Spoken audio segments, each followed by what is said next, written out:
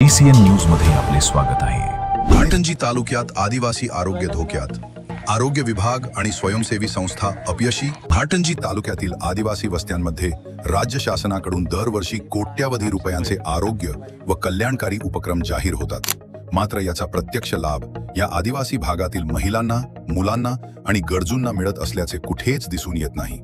छत्रपती संभाजीनगर जिल्ह्यातील फुलंब्री तालुक्यातील खमांड वस्ती आणि पाथरी येथे अलीकडेच 3 बालकांना अचानक लुडेपणा व अशक्तपणा आल्याने आरोग्य विभाग हादरला। या मुलांना ऍक्टिव्ह फ्लॅसिड पॅरालिसिस या गंभीर अवस्थेचा संशय आहे, जी पोलिओ, गिलियन बेरे सिंड्रोम GBS सारख्या आजारांच्या प्रारंभीची लक्षणे असू शकतात। हीच भीती आज घाटंजी तालुक्यातील ग्रामीण आणि आदिवासी भागांमध्ये निर्माण झाली आहे। घाटंजी आरोग्य विभागाची गंभीर स्थिती। तालुका आरोग्य अधिकारी डॉक्टर साईनाथ बोसीकर मुख्यालयात हजर राहत नाहीत।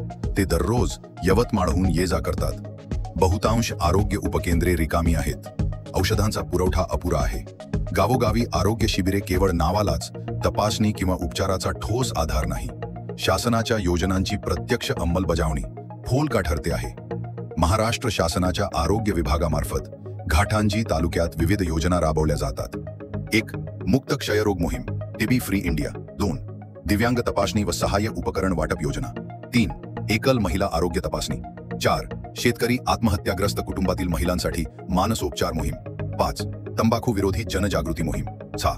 दवाखाना ते वस्ती, आरोग्य घरोघरी, मोबाईल हेल्थ क्लिनिक या उपक्रमांची अंमलबजावणी मुख्यतः स्वयंसेवी संस्था व जिल्हा परिषदेमार्फत केली जाते। स्वयंसेवी संस्थांच्या कामगिरीवर गंभीर प्रश्नचिन्ह। घाटंजी तालुक्यातील एक स्वयंसेवी संस्था असून ती वरीलपैकी अनेक आरोग्यविषयक प्रकल्प हाताळते। तिच्या नावाखाली अनेक आदिवासी वस्ती, एकल महिला, दिव्यांग, वृद्ध आणि आत्महत्याग्रस्त शेतकरी कुटुंबासाठी काम सुरू असल्याचे सांगितले जाते। मात्र जमिनीवरील परिस्थिती वेगळीच आहे। आदिवासी वस्तीमध्ये या कार्यक्रमांची छायाही नाही। लाभार्थी महिलांची यादी किंवा रिपोर्ट ग्रामपंचायतींनाही उपलब्ध नाही। अनेक प्रकल्पात संकल्पनेवर भर असून परिणामाविषयी मौन आहे। तुमच्या गावामध्ये पाणी वगैरे येते का व्यवस्थित? नाही, तेव्हा 10-15 दिवस बंद होती लाईन जेव्हा तेव्हा हो का?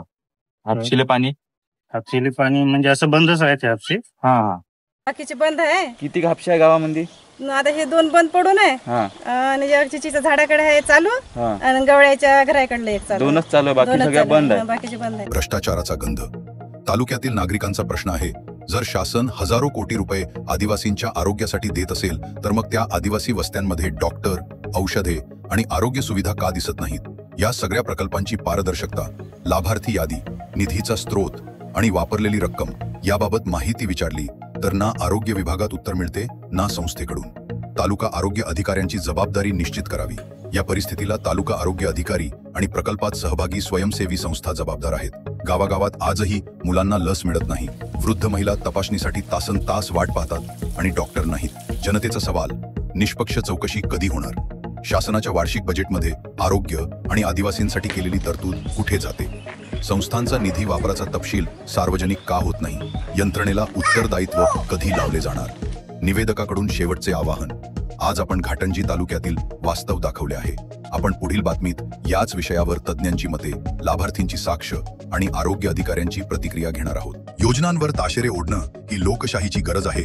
तुमचं आरोग्य तुमचा अधिकार आहे। आपल्याला हे बातमीपत्र आवडले असेल तर नक्कीच लाईक करून चॅनलला सबस्क्राईब करा। धन्यवाद।